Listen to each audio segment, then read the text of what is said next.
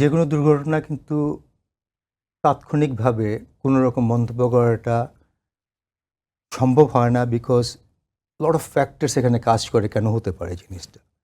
এখানে mechanical failure হতে পারে, এয়ারক্রাফটের জন্য হতে পারে, এনভায়রনমেন্টাল রিজনস থাকে অনেক, লাইক ওয়েদার আছে, বার্ড আছে, অনেক কিছু আছে। অবশ্যই পাইলটের একটা স্কোপ থেকেই থাকে এখানে। এখানে আমি আমার অভিজ্ঞতা থেকে যেটা বলতে পারি, আমি যে জিনিসগুলো বললাম যে ফ্যাক্টরগুলো কাজ করে, যে কোনো একটা হতে পারে এখানে। তবে আপনি একটা জিনিস খেয়াল করবেন, দুর্ঘটনাটা যখন হয় তখন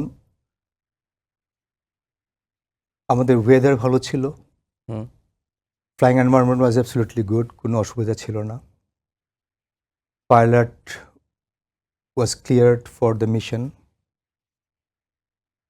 এরপর যখন রেগুলার ফ্লাইট করতে যাচ্ছিল তখন একটা সময় এসে যেটা আমি জানতে পেরেছি যে পাইলট ওয়াজ লুজিং কন্ট্রোল, গ্রাউন্ড থেকে গাইড করা হয়েছে,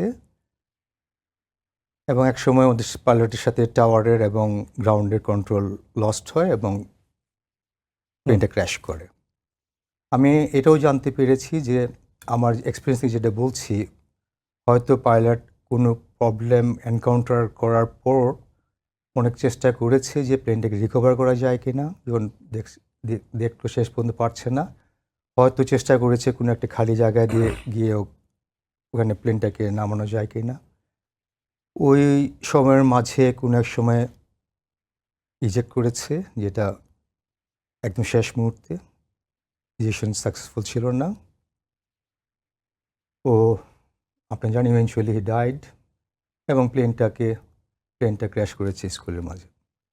এখন আমি তাৎক্ষণিকভাবে, যেহেতু একটা ইনভেস্টিগেশন হচ্ছে, আমি কোনো রকম মন্তব্য করতে চাচ্ছি না যে কেন এটা হলো, কীভাবে এটা হলো। বাট আমি একটা জিনিস পয়েন্ট আউট করতে চাই এই জায়গাটাতে, ঢাকা এয়ারপোর্টটা এখন যে অবস্থায় আছে,